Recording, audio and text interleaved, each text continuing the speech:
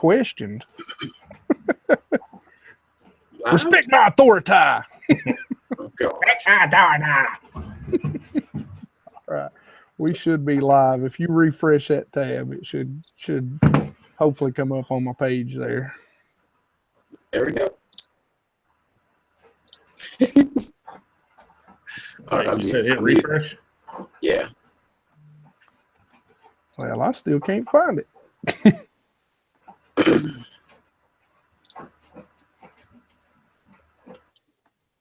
What the? Okay, how? He left the chat. Who did? Oh, there he is. Okay. Oh, yeah, I'm sorry. I'm trying to make sure this is live. I can't find it on the channel. Yeah, you're live on the channel. I'm watching it right now. Well, I'm glad you're seeing it because I still ain't found it. I told you, y'all know I'm a network guy, right? I'm a computer guy. Does it sound like it? Oh, wait, I'm in the wrong YouTube channel. Where are you seeing it at? People are just looking at me like I'm an idiot. On your YouTube channel, where I'm seeing it at. Well, it still hasn't come up on mine. I must be some sort of crazy delay. If you see any questions or anybody, go ahead and start giving them shout outs and all. There's 2 Erics in here. 2 Erics. 2 Erics. Nah, it's just me. I'm showing there 2 of you. One of you are frozen, the other one. Oh, that's weird. Okay. All right. Okay, G.A. Bassin is in here. He said that you were live. You there? Yeah, I'm here. Yeah. All right. Now we're getting some people in here. They're saying. All right, here we go. I got us now. I got us. Lord have mercy. Like I said, do they got to make it this hard? Or I mean, if it's just me, you guys can tell me. I won't take offense to it. No, I'm still learning. Uh-oh, your wife's watching. Wow, she is. That's weird. I didn't even know she had a BassGeek, or I mean a Google, whatever it is. What's going on, guys? We got Realistic Fishing in here. Michael. Yeah, hey, Realistic. What's going on, brother? There's Bobby. There's Hey, Bobby. Bobby. Bobby is like one of the most loyal subscribers I've ever had. He is. It's every single video he comments. I know he likes them. I mean, it's just awesome. I felt bad when I was making that Knoxville video. Of course, Bobby is the one guy I leave out in the subscriber thing. So I got him back. I sent him a shirt. So and put him in my next video. So Bobby, again, I say I'm super sorry for that, man. I apologize. I was a nervous wreck during that fishing show. Like I had probably 5 to 6 subscribers come up to me. I was nervous. I was just shook their hand like, "Hey man, thanks for watching." I didn't know what else to do. See, I got to warm up. I got to warm up because I worked that. It was a smaller show up in Kingsport, Tennessee. So, like, I had this kid, and I'll tell you what, this was the coolest thing because this kid, man, he was probably 13. And I mean, he come up and I mean, he just acted so nervous, and I was just like, "Hey man, what's going on?" And his dad actually goes, "Hey, he's a big fan of yours." And I was like, "What?" It took me a second for that to register what he said, a big fan of mine. And I'm like, I don't have fans. Like, that's the wrong word. And then I actually said that. I said, no, he's a subscriber. He's a friend. I don't have fans. There's no fans around here. I ain't nobody. But that kid it was pretty cool, man. I mean, just because I've never seen anything like that. That was just weird. What's going on, Richard? Andrew, Pond Hopper Nation's in here. All right. We're getting some questions. Looks like Georgia I can't see any of them. Georgia Bassin asked, "What's a good lure for stained water during the spawn?" Shoot. During the spawn?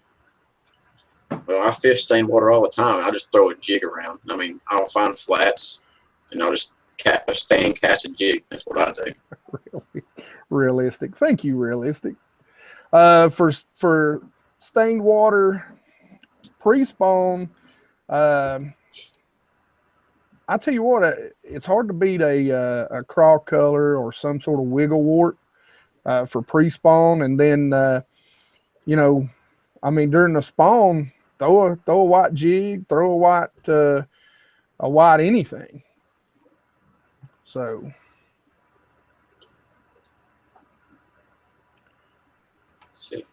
But I'm gonna before we get really started, we're up to 18. I'm gonna go ahead and get you guys. Eric, are you able to see the channel real quick? I can't.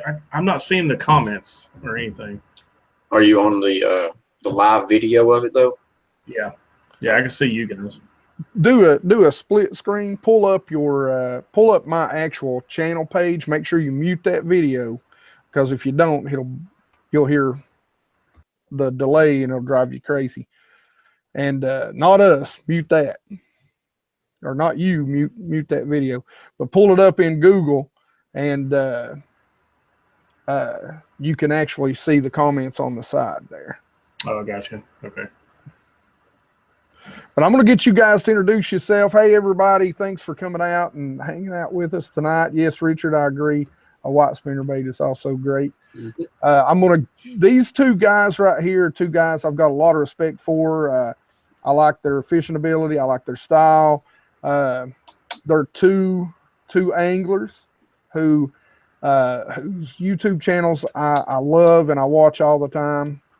And, you know, I feel like we're three guys who are cut of the same cloth, but I'm going to go ahead and let them introduce themselves and introduce their channels. And I'm going to say it right up front. If you're on here, don't leave yet, but make sure you go subscribe to them. And there's already links in the description below for their channels. So Cody, go ahead. Appreciate that. Guys, I'm Cody from BassBulliesTV. I mainly fish the Tennessee River. I'm a stained water kind of river rat, if you want to call that. But, you know, I'm really about 2 hours south of Hank. He fishes the Highland reservoirs, and I got the rivers. So that's basically what I do. I just, you know, fish and try to explain what I'm showing you guys and everything like that.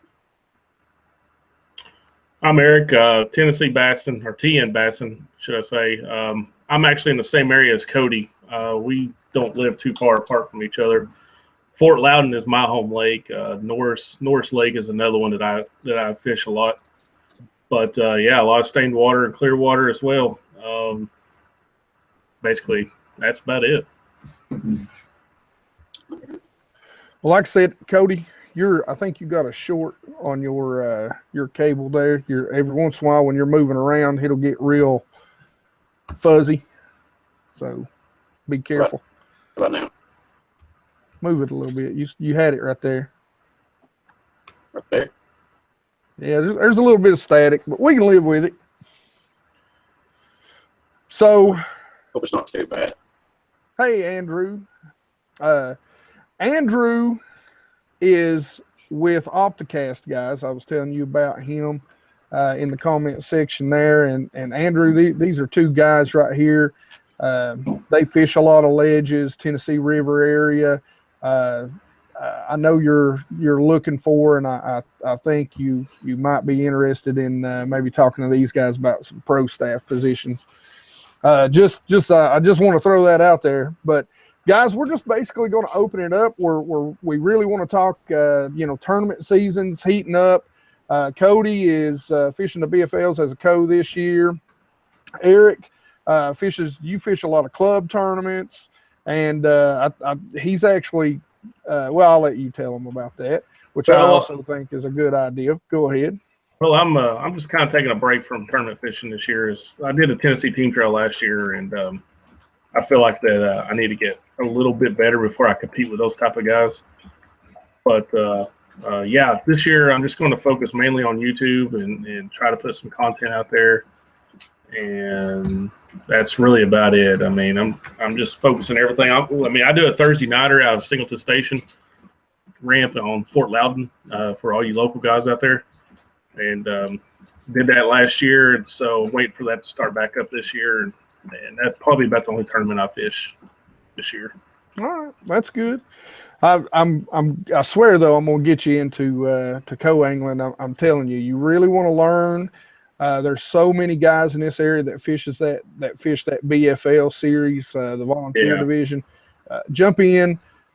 It's hard as a guy that's got a boat, and that's what me and Cody talked about. Trust me, it's hard, but look at it like you're paying for your education, you're paying for college. You know, I'll be honest with you. You know, as a co-angler, a lot of guys go out there to compete as a co-angler, and I got no problem with that. But my ultimate goal is to fish and compete as a boater on the BFL.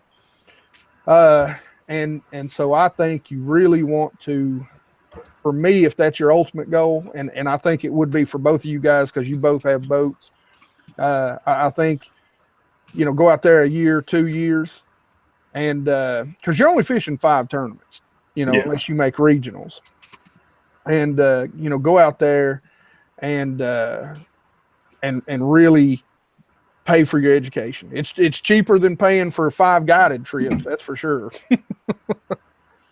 So, but that's one thing. If you really want to learn, man, you'll learn a lot from just co-angling. I drive my boaters crazy. I sit back there and I go, "What are you throwing? How you working that? What's that rod? What's the power on that rod? What's that reel speed? What line you using?" And they'll tell you. I just saw a comment that says somebody says something about just make sure you don't lose your boat away from the knot while weighing in. Yeah, that happened to me once. Wait, who said that? Who said that? Mo and O. Yeah. Oh no. Is my mic still staticky? Oh my Lord. That was one of my boaters last year. What is going on, man? He's awesome. He was awesome. I guess that happened to him. Yeah, we went up to weigh in, and we're sitting there at weigh in, and you know, it'd been like 30-mile-per-hour winds all day, and it kind of beat us to death. And we come back, and I swear to you, his boat looked like literally a ghost was driving it back out to the lake right down the middle of the cove. Wow. I mean, you would have swore it just backed itself out and took off. It's like, I ain't done fishing. I'm going without you. It was pretty funny. I'm glad I learned that. No, it's Michael Edwards. Yeah, okay. All right, I got you, Mike. He knows the guy, though. But anyway, all right, guys, start throwing your question at us. Hey, Hank, is my mic still staticky? Is it bad? It's a little rough. I ain't gonna lie. How about now? Still bad? Now, right there, it's clear. Okay, I am not going to move from here. So that's why I've got these in, because mine was doing the same thing. Yeah. So those are the iPhone headphones. Yeah. Well, my jack and my computer is actually back, because one time I had my earbuds in, I stood up and completely forgot about them. It ripped them out, and it actually messed with my jack. So if I start being static or anything, just let me know in the comments or whatever, and I'll just. You sound good right now. I will. Realistic Fishing said, "I want a tournament fish, but I need to adjust my tolerance for D-bags." Yeah, you run into some of the most arrogant people at boat ramps during tournaments. I mean, but yet again, you run against some of the most kind-hearted people there too. So. Yeah, and you know,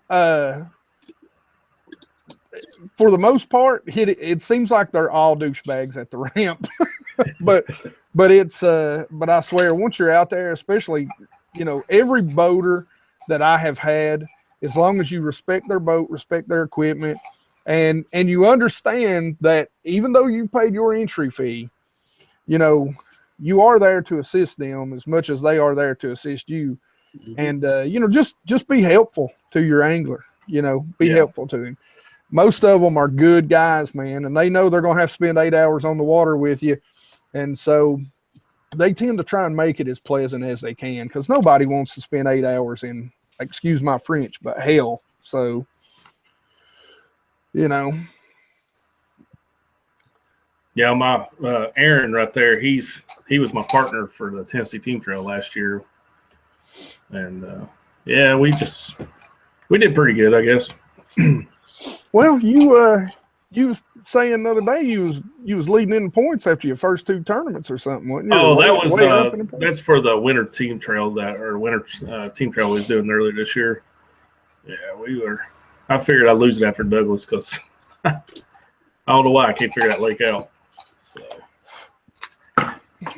I plan on going to Norse. Shoot, I don't know. I might go this weekend. Most likely, I will be going next weekend. You know they're having that Tennessee Team Trail next weekend down there, right? mm-hmm. See, yeah. I was thinking about going Saturday, but then I seen Saturday morning it's going to be 24 degrees. Well, Sunday's when I'm going. And I'm off. I'm off all week. I promised my I promised my daughter's boyfriend that I'd take him out to this local lake on Sunday. So I'm off all week. I don't go back to work till Friday night. So I'll probably go down during the week and fish Norse a couple times. Oh my God. All right, that's a story that needs to be told, I believe. So Aaron and Bobby know each other.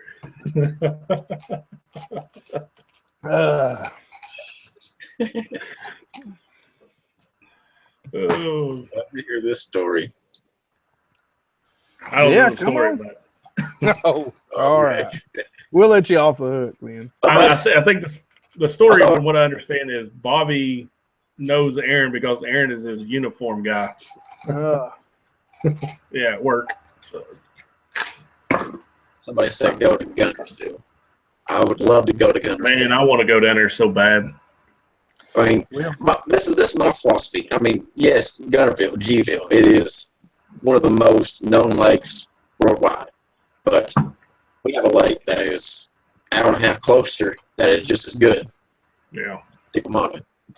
Yep. But Chickamauga is getting a lot of heat right now, I think. That lake is just being heavily pressured. It's been heavily pressured for 4 or 5 years now. It's just ever since that 40-pound bag. I mean, it's. Mm-hmm. Yeah, your mic's going crazy again, brother. Crap. How about now? You're good. All right, guys, start shooting some questions at us. If I've missed any, make sure you ask them more than once. We got 28 people in here. We got 31. Who's your favorite fishing YouTuber? All right, guys, have at it. Ah, goodness. I like Mark Zona. Yeah, who don't? I love Zona. But he don't count as a YouTuber. Come on, man. Oh, he's got his own channel now. Oh, does he? Yeah. He started his own channel. Yep, I've been watching a few of those videos today. So, goodness. You kind of put me on the spot there, Hank. Am I still staticky? Because I'm worried about that now. I want to apologize like every time I talk. Goodness.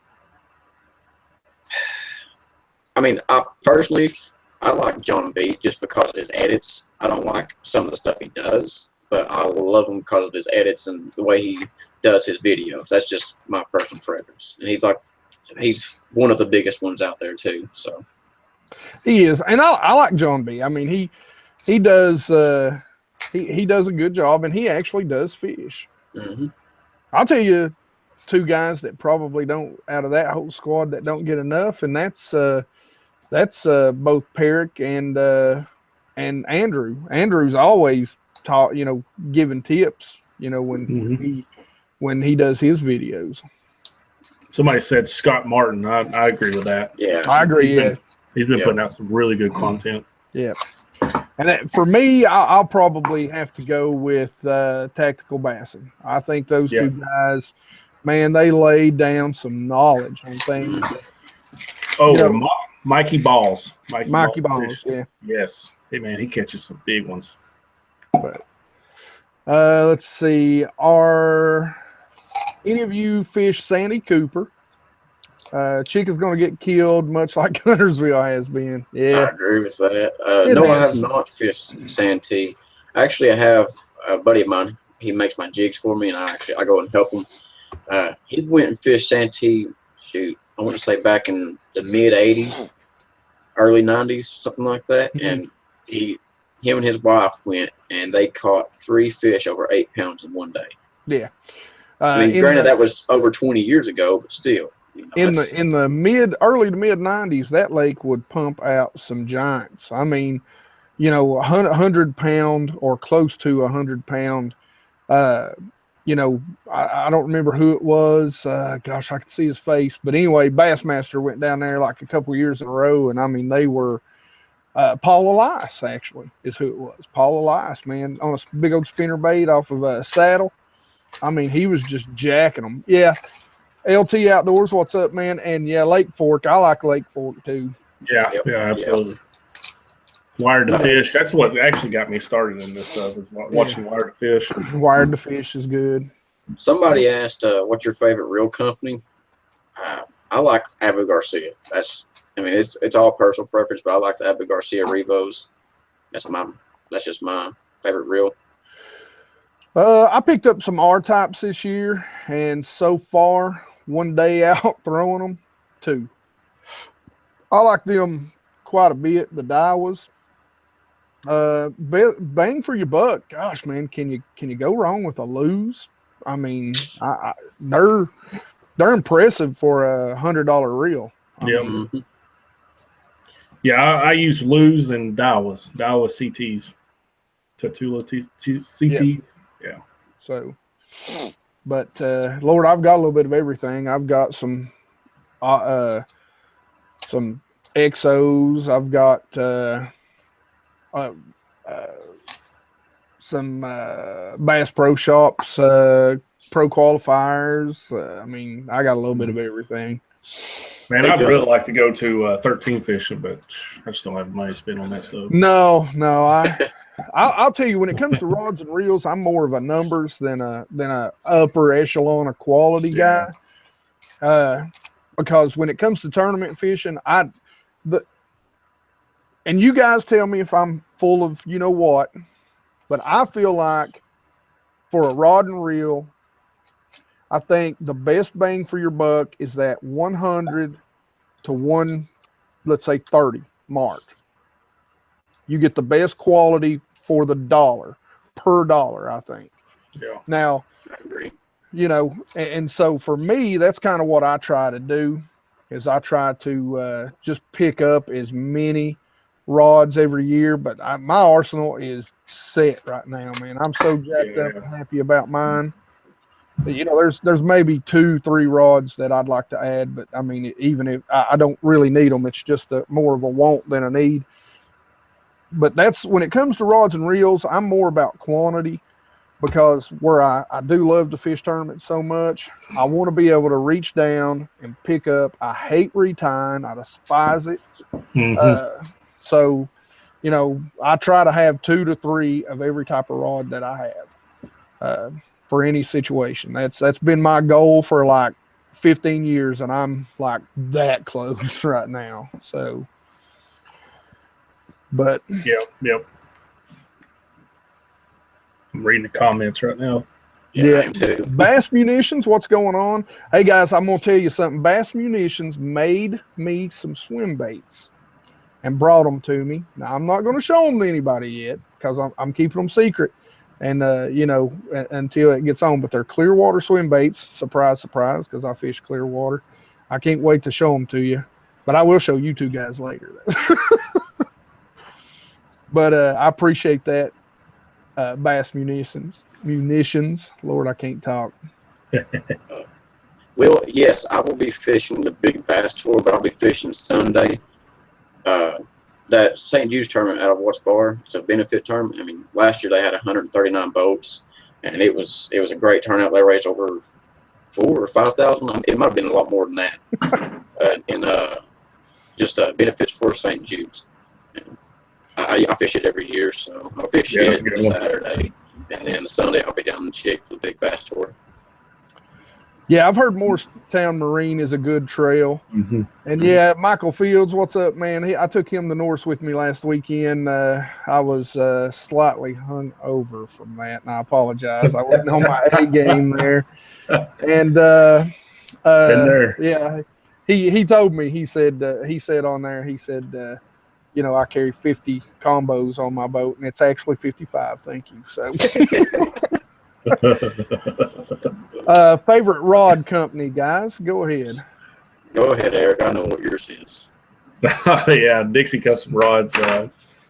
Mainly because the lifetime warranty on the rods, and the guys are local. I like supporting local guys.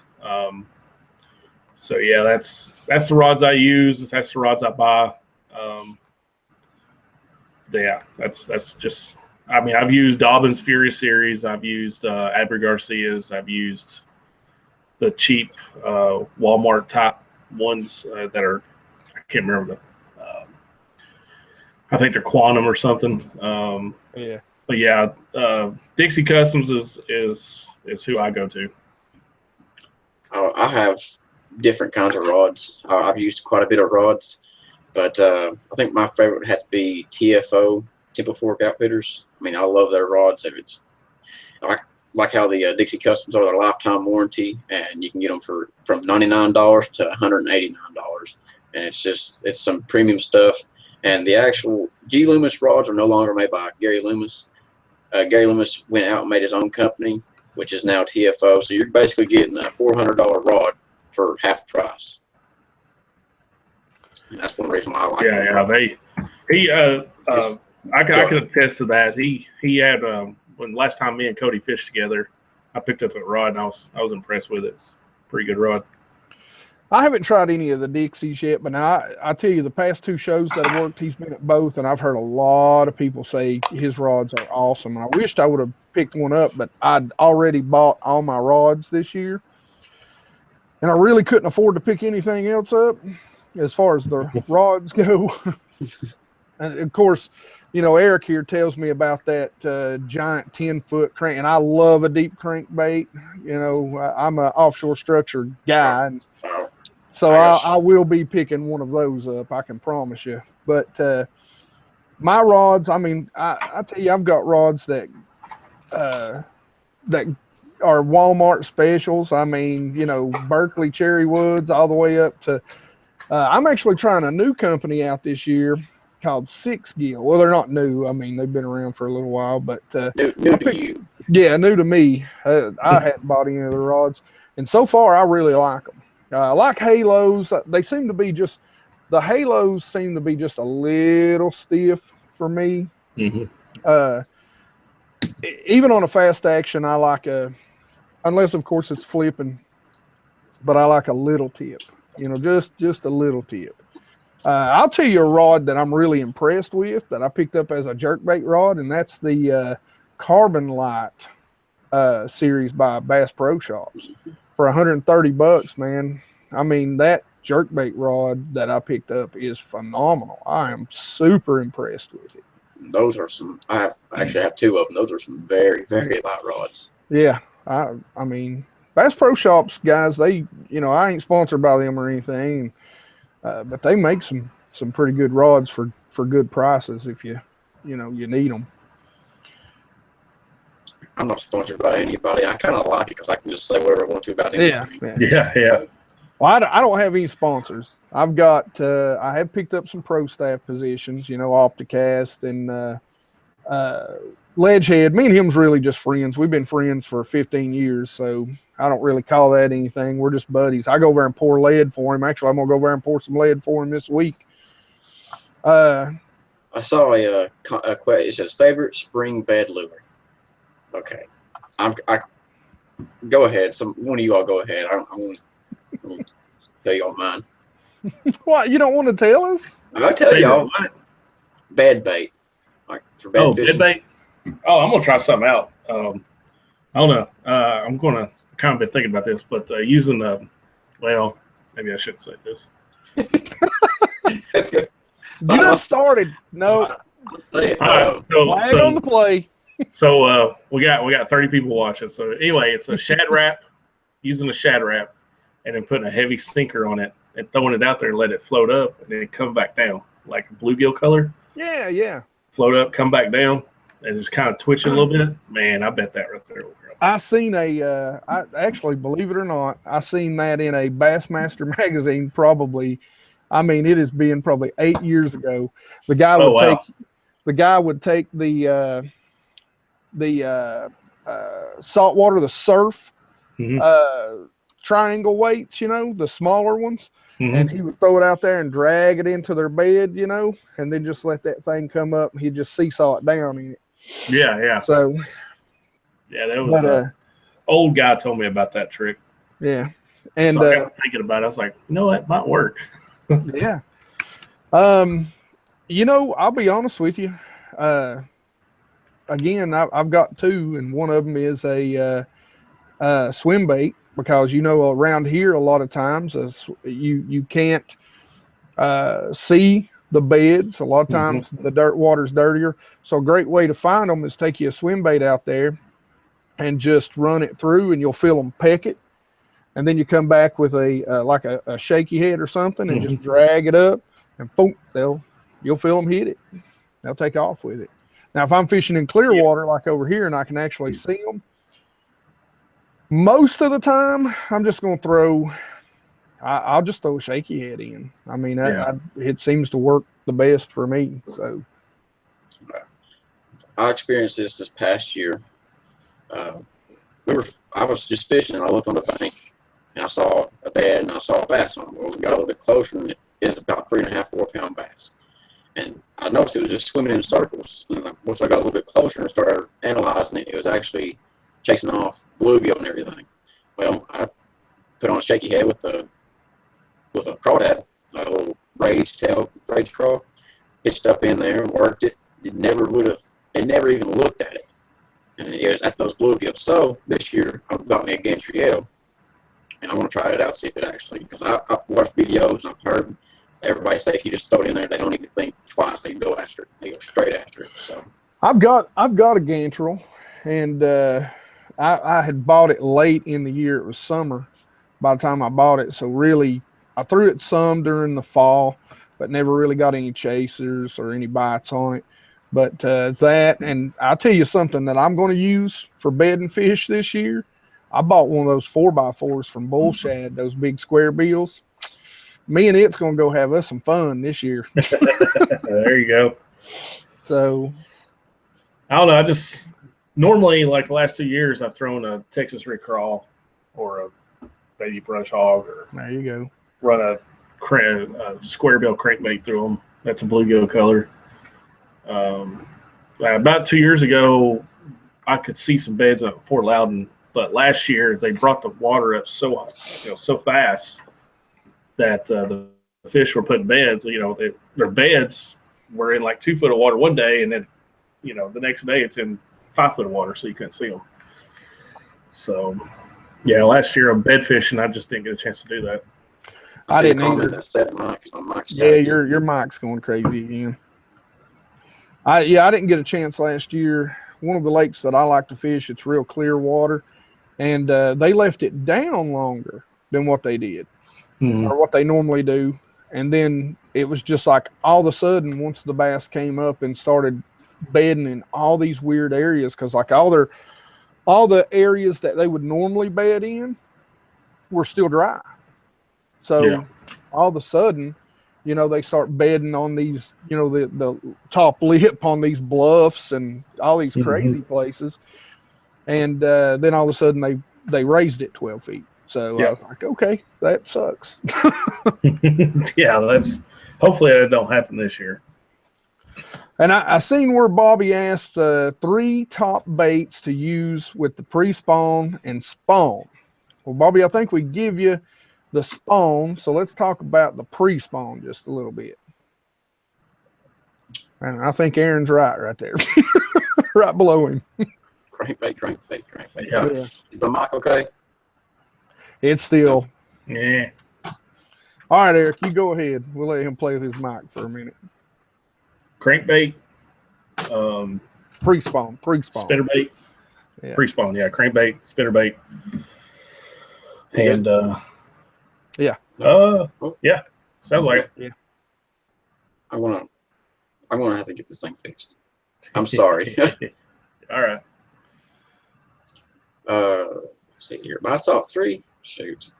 Do I have to say it? I mean, it's been in like it's been in my past 7 videos. It feels like the A-rigs right now. This time of year, A-rig is just killing them, dude. Yeah, I love the A-rig.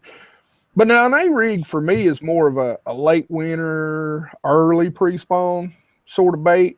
When they really get into the pre-spawn, they get up. They're in that. I consider the pre-spawn like right before they come up on the beds. They're at that last drop off in there, and I think it's hard to beat a crankbait, a DT10. I actually seen some video today where somebody was talking about a DT10, and I was like, daggone, I thought that was my secret. So I like the DT10. Yeah, DT10, and I like again, I mean, I can't say it enough. I think you all know I like to throw soft plastic hollow belly swim baits. I just, I think in where I do fish clear water, now, like when we were on Norris the other day, we were throwing spinner baits, but the water was real dirty, What was the temperature up there? Water temperature? It was 50. I think it started out at 51. We got in some spots.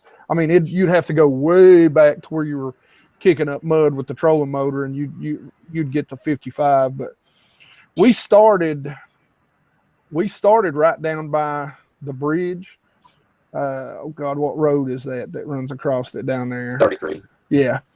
So we started right there, and we actually found some deep fish, but the wind, as soon as we pulled up on it, the wind started blowing, and we started dropping that Demiki, and it looked like we were trolling it. It'd be behind us. So they were in about 60 foot of water. So I just looked at him and I said, man, let's run up the river. And we run up there and we put 5 in the boat. Well, my buddy Michael there, he put 4 in the boat, and I put 1. So y'all know how we had that cold weather about 2 weeks ago, I'm guessing. It was pretty, it's steadily cold. Yeah. Well, I was fishing and the water temperature was about 45. Well, when we had that warm trend this past weekend, it went, and in the backs of the creek, it was 58 to 59. And out in the main channel, it was around 51 to 54, just in certain spots. And I mean, that's like how you say you don't consider it pre-spawn until they move, like until they're almost towards the back of the creeks or move off those breaks. I consider when it starts warming up, whenever the water starts warming up, those fish, that's just me though. Yeah, slap your mic again. But hey, Lady Bass, what's going on? But so now Zachary Hardy was asking, what is our favorite bait on Douglas? Now, so we'll go any time of year. Favorite bait on Douglas. Eric hates Douglas. Shad Rat. That's a wild bait on Douglas. Yeah, man. It's apparently it catches them, but it doesn't work for me. But it works for the other guys I know. Well, I'll be honest with you. I've never picked a Shad Rat up on Douglas.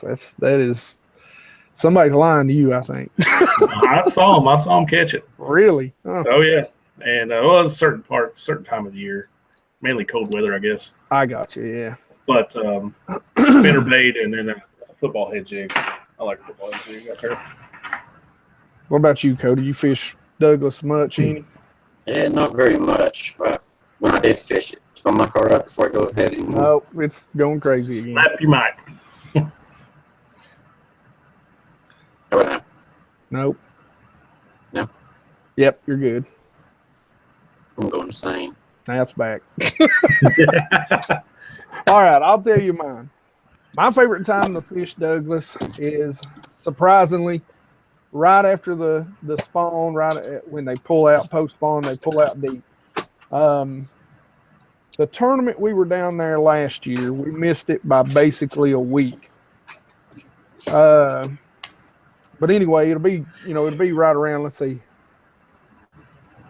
1, 2, and then Douglas. So March, April, May. So really the end of May, probably the first week of June, you get down there on Douglas. And my favorite thing in the world to do down there on Douglas is pick up one of those big Magnum spoons when they're out there deep and just stroke the ever-loving beep out of them. So, So Michael, that's what I hear. I've never tried it. Well, Mike, okay? No. it's still. Oh my God. You're gonna have to You let got me come another- up there and solder your soundboard. It sounds like you got some loose connections on your soundboard. Is it good now?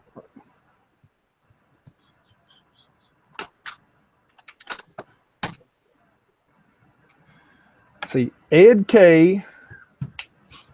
Hey, Tennessee Bassin, ever fish Lake Cumberland or Dale Hollow? Tourney this weekend on Lake Cumberland, and next week is on Dale Hollow. Any suggestions besides a rig for Dale Hollow?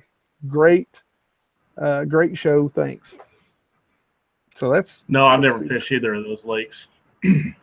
I'm scared to talk. Just fight through it. We can hear you. I mean, But I don't want them to like get annoyed and leave. That's the main thing. I'll answer guys, stuff. don't get annoyed and leave, please. I'll answer stuff in the comments so everybody can see it. No, you There got you to go. talk, man. You'll be fine. It ain't that bad. But Yeah, I've never fished those two lakes before. I don't even know where those two lakes are, to be honest with you. I've heard of Dale Hollow. I like to go up there and fish. I heard that's a smallmouth lake, I think. If I'm well, not mistaken. but you look up. I don't even the limits on that lake and the restrictions on that lake for smallmouth's crazy. You need to look it up really? sometime. Yeah, they're really killing it. Dale Hollow. I actually went down there and fished it for the first time last year, and it was real muddy. It rained a lot, and believe it or not, that's where I kind of fell in love with the old wiggle wart down there. Now that lake's actually clear and there's a lot of grass in it, but everybody I've talked to says they never get in the grass. But an A-rig this time of year down there, and believe it or not, if that lake's not muddied up from a bunch of rain, and when we went down there, like I said, I mean, it had flooded rain, about like it, I guess, this last storm. But they had been stroking them. I mean, big smallmouth, 20 over 20 inches. I mean, 4s and 5s and 6s on a huge 6-inch swim bait with a chartreuse line stripe down the side. So, but Yeah, I wish I could help you out, Ed, but sorry, buddy. now Cumberland, I don't know much about Cumberland. I haven't fished it, so I apologize, sir.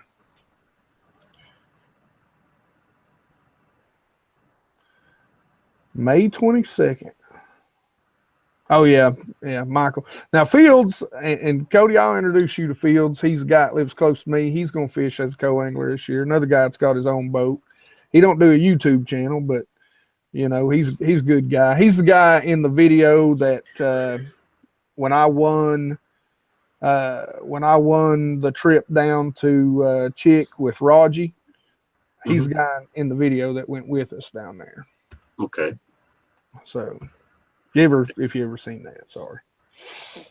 Is it What Michael? brand? You'll make it, man. We're only gonna do this about another 15-20 minutes. It's fine. What brand fishing line is your favorite? Well rope. T-line. Right now, it's Cigar Red Label. That's for me. So do you guys fish a lot of braid down there? Dirtier water? Fish a lot of braid? I use Power Pro 65 pound on my flipping rod. That's really it. I've been fishing again where I fish clear water a lot. I fish fluoro all the time. I fish probably I go back and forth between Cigar and P-line. P-line on anything that sits on the bottom that you're not bringing back to you because it's got a thicker diameter. And so that diameter wants to create drag and lift. And I fish Cigar because it's got a thinner diameter, so I'll fish it anything that's moving. I'm trying out InvizX this year on my spinning gear, but I've got a buddy that keeps telling me that Sunline is the shiz, and I've really been unhappy with Cigar Red Label on my crankbaits. Man, you have to retie constantly, and I lost I know I killed that fish, and it really pisses me off. Sorry, every time I think about it, but I lost a solid 3.5 on a crankbait on Cherokee in the fall, and he still had a big Strike King XD6 stuck in his face when he broke it off. So, yeah, it sucks. I hate that. I use P-line, everything. That's just me. What kind of backing do you guys use? You guys use any sort of backing? Yes, I use backing on everything just because it saves money. I go to Walmart and get the cheapest line I can. Just put backing on it like that. What about you, Eric? No, but I need to because I keep going through line like Lord. crazy. Well, I'm gonna tell you guys. I'm gonna tell you guys a trick right now. Now it's expensive to start with, but over time, man, it'll save you a boat ton of money. Go up to Walmart, buy you all the 20-pound braid you can buy. If it's a bait caster, buy you whatever they got, 40, 50 pound, or wherever you can find a deal. Buy you all the braid you can get. 20 pound goes on your spinning reels. Get good line for that, good braid, because your spinning reels, if you're like me, I use about a 12 to 15 foot leader. But that'll save you money there. And the good thing about that on your spinning reels, at the end of probably 2 years, take you 2 spinning reels and set them up and run that back on from one reel to another. Yeah. And that braid is brand new all over again. Because you're not casting to the bottom. You shouldn't be casting to the bottom on any reel. And you can do the same thing on my bait casters. Braid will last forever. And the thing about on a bait caster, that braid, it's a smaller diameter. So even if you put 50-pound braid on there, which is what I generally put on, it's lighter than that fluorocarbon or that mono that you're putting out there. Mm-hmm. So the reel, just think about it from a centrifugal force. Here's my engineer geek coming out in me, all right? But think about it from a centrifugal force. Heavier on the outside, lighter on the inside. And when that heavy gets to spinning, it creates more spool speed, so you get longer casts. And you don't ever have to take that braid off. I'm telling you, man, that braid will last forever. Yeah. So it's expensive at first, but you know, as you slowly start to do it, I know a lot of guys that puts mono on there, and you know, I mean, that's great and it's cheap, but mono after a year or two, especially sitting in your boat, it starts to break down and kind of get tacky, and I'm not a big fan of that. And I think it slows your spool speed down too. K&R Outdoors, what's going on, sir? Caught a 5-pound smallie on Cherokee. Yeah, Eric, man, I tell you what, I seen that. By the way, I seen your two on that Demiki. I hate you lost them, man, but I was excited. I was excited for you because I could tell you were excited, man. Oh, I was. You got the fun out of them anyway. Yep, so that was awesome. It didn't take long at all either, man. It's just that first one, I removed the light post because I was like, well, that got in the way. And then within just a few minutes, I had another one on. The thing about that is they're just such a small hook. That's the only bad thing about that Demiki rig is they're such a small hook. You really have to keep them. You have to keep the pressure on. Yeah, and that was the ledge head Demiki too. Yeah, I seen that. Yep. So, and what's funny is later on in the video, the other guy that was with me, Daniel. Yeah, I know Daniel. He used another Demiki rig that I had from I think Dwayne Dixie Custom Rods. He makes those Demiki heads. Yeah. Well, he was using that one, and I was using the ledge heads, and I think that little red eye was getting them more bites. I really honestly believe that because he wasn't getting no bites, and I was. So I'll have to tell my buddy about that. All right. Yeah, I think those eyes really brought it up. Yeah. Are we missing any questions, Cody? I'm sorry. Yeah, we are.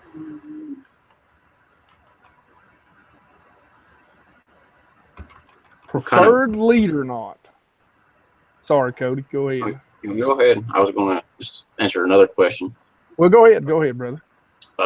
He asked what boats do we use. I have a Stratus 200 XL. It's all right. I mean, it gets me from point A to point B. Finally, it's a good looking boat. Go ahead, Eric. What boat you got? Oh, I got a 2002 Triton TR20 with a 2004 225 Yamaha VMAX OX66. So it's a good riding boat. I've had about 75 down Loudon before. I'd love to be able to put a 225 on mine. I've got a 98, and guys, she's ugly, but now she'll run, and she rides good. TR20. She's got a 200 Johnson on her. I call the Johnson Old Smoky. Because she does. I mean, it looks like a smoke grenades went off at the boat ramp. On a cold day, I have to prime her and go back there and tell her it's all going to be good and I won't run her too hard and she'll finally start.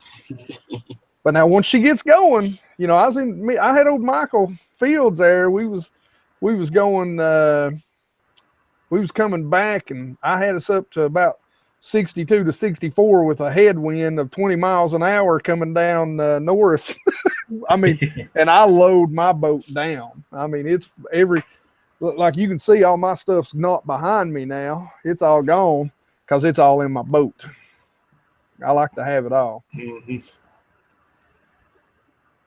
Yeah, Aaron, I don't know if he's still in there or not. It's funny. Tennessee Team Trail, we ran a long distance in that thing. That poor boy. He was hanging on. Hey, it's like I seen somebody on Instagram post a picture and said, you can't catch them at 75 miles an hour. And then the bottom half of it goes, you can't catch them at 4 miles an hour either, or 8, 12. Hey, thanks guys for giving me the props for 2000. I appreciate that. And that's you guys. You guys did that. I didn't do that. I appreciate that. I'm really surprised because I'm just a fat hillbilly from up in the sticks. So I appreciate it. Somebody asked somebody asked about preferred lead or not. Yeah. FG. I don't know what mine is. I think it's a uni knot or something. Yeah, I was tying the double uni knot last year, but it really started driving me crazy because on that knot, you've got 2 tag ends. Mm-hmm. And so I made it a point to learn the FG, and so far it's a pain in the rear end to tie. Yeah. But man, it works well. So Chris King, what is up, brother? Tips on Fort Loudon. Got a high school tournament coming up. Any tips? Yeah, I'm listening. Flipping a jig on docks. That's been working for me the last couple times I've been out there. And right now they're moving back into the pockets, feeding up on shad. So back in the pockets of creeks, throw you an A-rig, crankbait, single swing bait, trap, rattle trap. But flipping jigs on docks, if you find some docks that are still in the water with about 2 to 3, 4 foot of water, flip a jig up in there, shaky head worm, you'll get bit. I don't fish for it loud much, so I ain't gonna. I mean, what Eric just said is what I would do. So.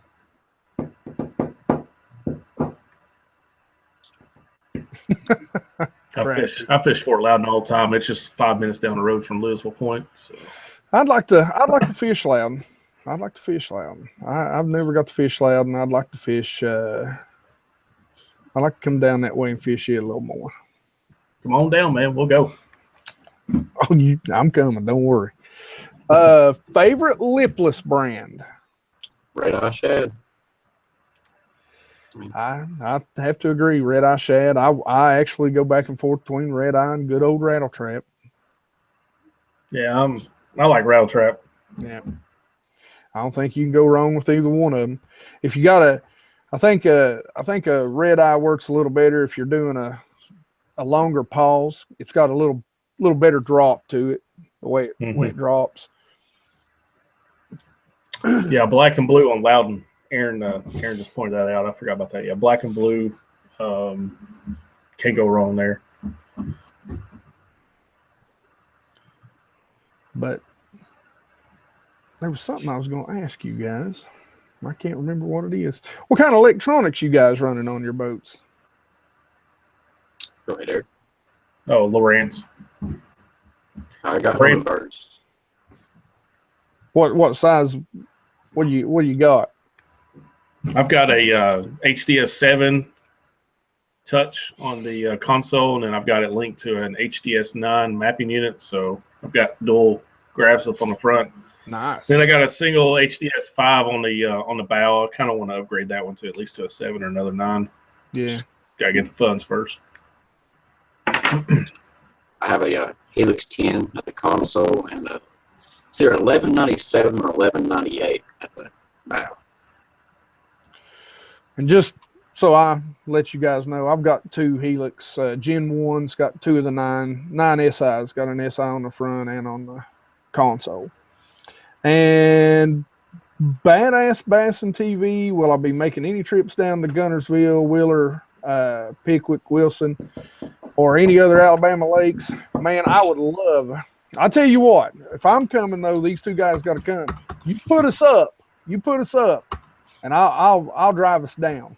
We'll come down there and you can show us what you got down there, because I hear Alabama's pretty sweet.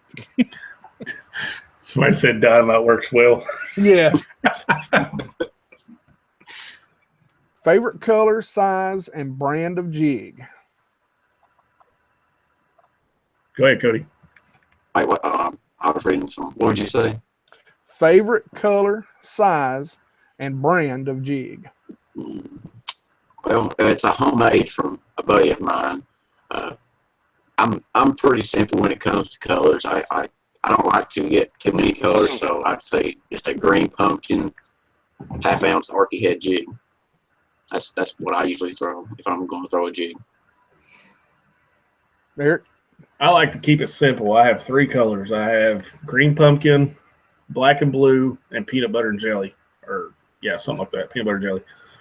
And I'm starting to use these Beast Coast tungsten jigs with the Arky head on it, where I can skip them underneath docks, because that's basically what I like to do. I like to flip docks, and skip that thing all the way up underneath there to the back as far as I can get it. But yeah, that's the 3 colors I use all the time year round.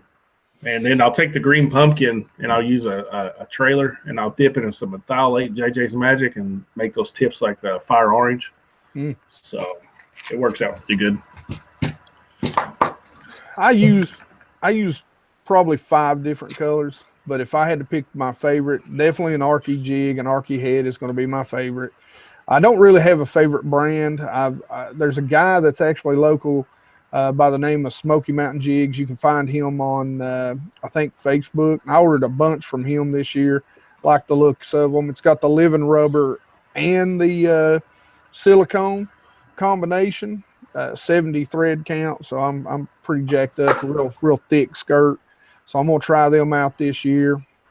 And my favorite color is actually a color that I originally found in the Rattling Pro model by Strike King, and it is a black brown amber, and it's kind of a search jig color for me. It works in so many different watercolors. You can throw it, close to muddy. I mean, I'll throw it up to about 2 foot, and then if it gets any dirtier than that, I'm going with a black or a black and blue. But you can throw it in clear water, and I mean, it looks good. It's a really good color, and boy, he made me some that just look awesome. Heck yeah. So there's somebody asked a question. Let me find it. It kind of caught my eye. Kayak, something about a kayak. Where's that at?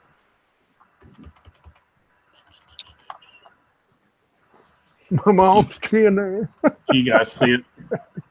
No, I didn't see that. I was laughing about Crappy Killer, who said his top secret jig was made from his grandma's chin hair. Oh my God. That's hilarious. How much are those going for? I know it's a limited time offer. I don't know There it how long is. she's got. New England Bass ask, fishing a kayak tournament, what should I do to prep? What lake you going to? You got me lost on the kayak. I'm kind of getting into the kayak thing. I've been kind of studying up on that. I tell everybody this all the time. My wife won't let me get a kayak. She keeps telling me I'm going to flip it over and drown. A, I can swim. B, I'm fat. I'll float. C, I'll wear a life jacket. Daggone it. You know, I think she just don't want me spending more money. So Yeah, I would like to do the kayak thing, but I'm like, I gotta have everything in my boat. And so there's no way I can fit everything in a kayak. There's no possible way. I seen somebody on here ask something about co-anglers. Oh yes, I was meaning to get with you on that one. It's Ed K right here. Any co-angler tips or hardest part about prepping for a tourney? Also, any tourneys you guys are fishing this year? Okay, well, let's go ahead and answer the tourney part because that's the simplest. I'm going to fish the BFLs as a as a co-angler on the volunteer. And so I'm also going to fish that, and I also fish a little club tournament just down the road, about an hour. It's on Tennessee River Lake, What's Bar. I fish. That's my home lake. I just love the Tennessee River Lake and What's Bar. I've known it for 10 years. Good reason to love them lakes down there. Before I leave my train of thought, What's Bar, as good as Chick is right now, What's Bar will be just that good in 5 years from now. I've heard a lot of people saying that Watts Bar is coming on. It is getting hot. Yep, they're finally catching some 7 and 8 pounders on that lake again. Yep. They killed the grass, I don't know, about 10, 15 years ago. Yeah. And now the grass is coming back, and it's just Roane County's trying to do their best to get rid of the grass, but we're not having it this time. Now, as far as co-angling tips go, I mean, I've only done it 1 year. I've fished out of my boat forever. But what I really learned is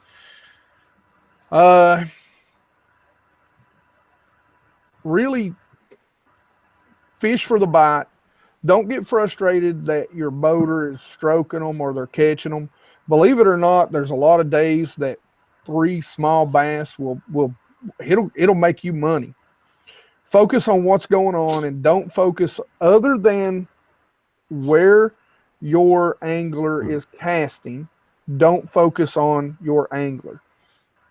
You know, fish what he's fishing. Fish don't fish exactly what he's fishing unless he is just stroking them. And then, and don't be afraid to ask him if he's got, one you can use. I mean, most of the guys, one of the biggest mistakes I probably made last year during the Douglas tournament was the guy was catching them on a certain Carolina rig, but he was catching them on a daggone it. What is it? Everybody throws them on a Carolina rig around here. That's ugly little Zoom things. Brush hog? Yes, brush hog, a baby brush hog, and I didn't have that particular color. And he even offered them to me, but I was stubborn and didn't take them. I probably could have put a fish or two in the boat and just, didn't do it. For prep, the hardest part for me is scaling down because I'm so used to having everything in my boat. Don't be afraid to be or make what you need on the boat. Or I'm real big, and this is kind of goes back to me being BassGeek. I'm real big on having everything in my setup exactly right. And when you're out there, you're not going to be able to take every style of hook with you or sometimes you just got to create.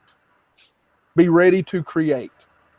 Scale down. If you don't bring every size of drop shot, weight you got, bring a couple of drop shots, and then your bigger weights, bring your Texas rig, your bullet weights, and don't be afraid to tie that bullet weight, onto the bottom of it. It works the same. The fish aren't going to come up and go, that's not a drop shot weight. I'm not biting that. They're not going to do it. At one point, literally, I had a spinning rod that had a 20-foot leader of 10-pound, and it was backed with 20-pound 20-pound braid, but then I had an 8-foot leader of 8 pounds. So that I just tied on in the boat because 8 pound for some reason was just, I guess it was a little more low vis and it's clear water. So that's the biggest thing. Don't be afraid to ask for help if your boater's got it, and don't be afraid to do something ugly. Do something ugly. Throw the heck out of a shaky head. Watermelon, black, and green pumpkin. So skip a shaky head and have Cincos for when they skip docks. Throw a Cinco. So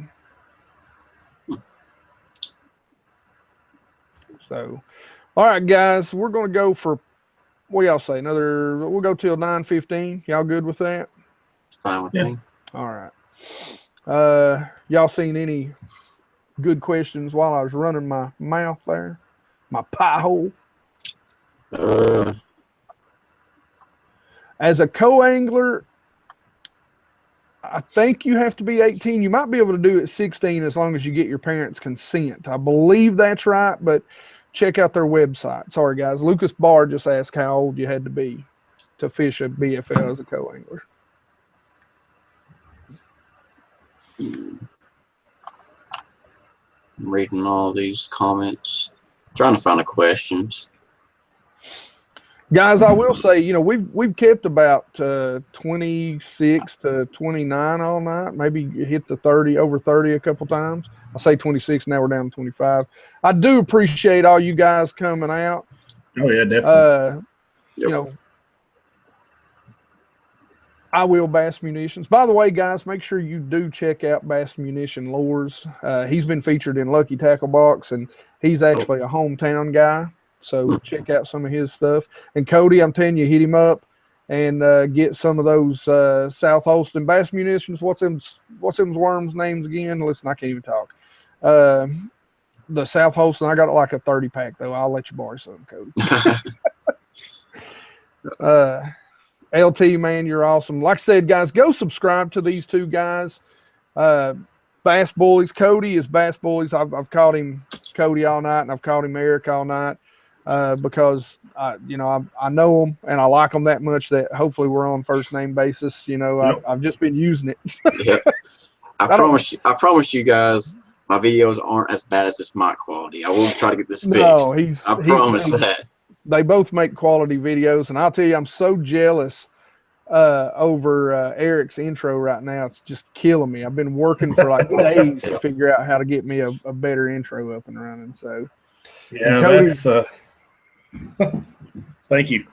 You're welcome.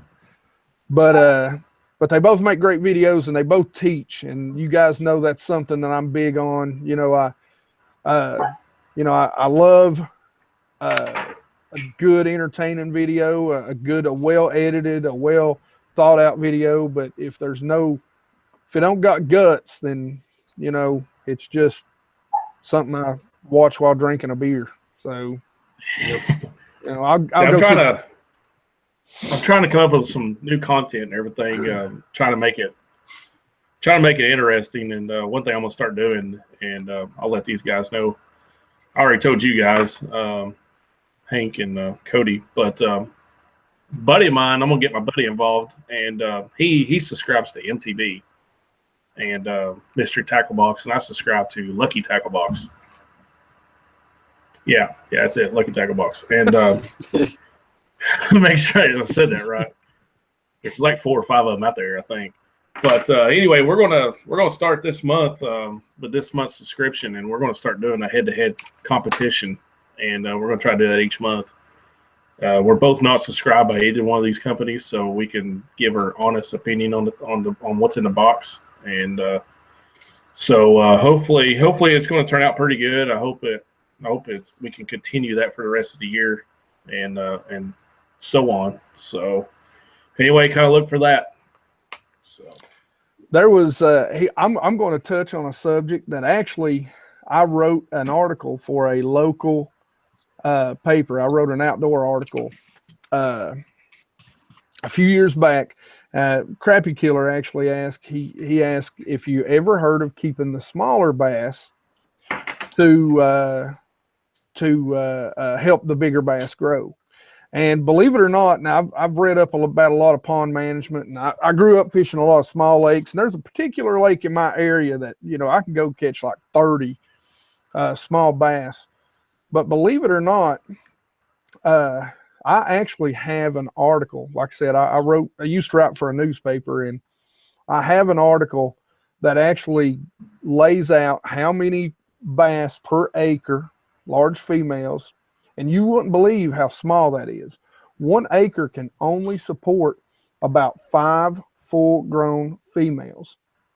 And I in that article I detailed, I went in and I talked about if just, you know, let's say one of those females every year, because not every female actually spawns. If one of those females actually only laid their eggs, and let's say on the low end they laid 1,000 eggs, so or even 500. Well, let's say at 1,000 only a quarter of those make it, so that's 250. Is that right? 1,000? Yeah, 250 bass. Let's say only a quarter of those, or let's say a tenth of those. That's still 100 bass that have made it to maturity. Now imagine you got 5 acres of spawning area throughout that whole lake. So believe it or not, you wouldn't believe the number. If you want to really grow a trophy bass pond or lake, you really have to cull those, you know, 12 to 14 inches, because they're generally the year old bass. Those 12 to 14 inches, year and a half, 2 years. That's the ones you want to actually cull out. And you wouldn't believe the number per acre that you want to cull every year. Guys that have that really have and built their own trophy smallmouth fishery, or largemouth or trophy pond fisheries, they literally get people together, and generally like once or twice a year will just catch every, you know, anything under 14 inches, and they'll have a big community-wide fish fry. So, so it's, yeah, I did a lot of research on that. So it's pretty interesting, actually. You know, everybody gets all pissed off because you catch and release. And listen, those big girls, I'm all about that, man. Let those fish go. I really hate to see when people are catching, you know, 5-pounders and they're standing in their kitchen. That drives me nuts. But take all those 14 inchers out, because it's like I tell people, especially in our lakes where there's from you all up, there's not a lot of grass in my lakes. There's not a lot of wood in my lake, so there's not a lot of cover. It's all open water and rock. And, you know, I'm a big guy, and I love cupcakes. It's probably one of my favorite things in the world.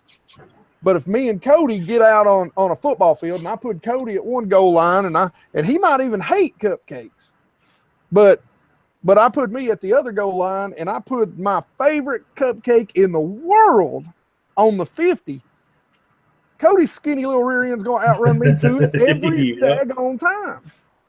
And that's big bass. Who was it? Tactical Bassin. I was watching a video by them today, and he was talking about big swim baits as search baits, big swim baits, 8 and 12 inches as search baits. You won't get a lot of bites, but bass will come up and follow them. And Fields will tell you, I was throwing an 8-inch bull shad on Norris the other day, and had a few followers. But Cody's going to outrun me. You know, a fat bass is the same way. They didn't get fat by being dumb. They hide in the darkest areas, and they wait for that big fish to come by. So, you know.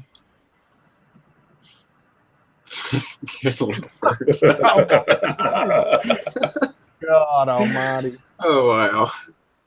Oh. I think on that note. On that note, yeah. Let's get rid of him. I don't know. All right. So anyway, I don't know who that was. I don't either. Guitar D. Guitar D. Guitar D. Okay, I'm done. All right, guys. It's 16 after. Hey, 25 still in here. Thank you guys for being out there. There's Awesome, yeah. like I said, guys, go out and subscribe to these two guys, Bass Bullies. Sorry, somebody dropped something over my head upstairs. Bass Bullies TV and TNBassin. There's links in the description. Hey, you two, make sure those links are right, that I copy and paste right. Just make sure they work. I didn't test them before. And you know, guys, I hope we all get to do this again and do it real soon. I love talking fishing with guys that know fishing, and these two guys know fishing. And I think you guys like it a lot better. This seems to be a pretty good one, one of the best ones that I think I've done so far. I really enjoy it.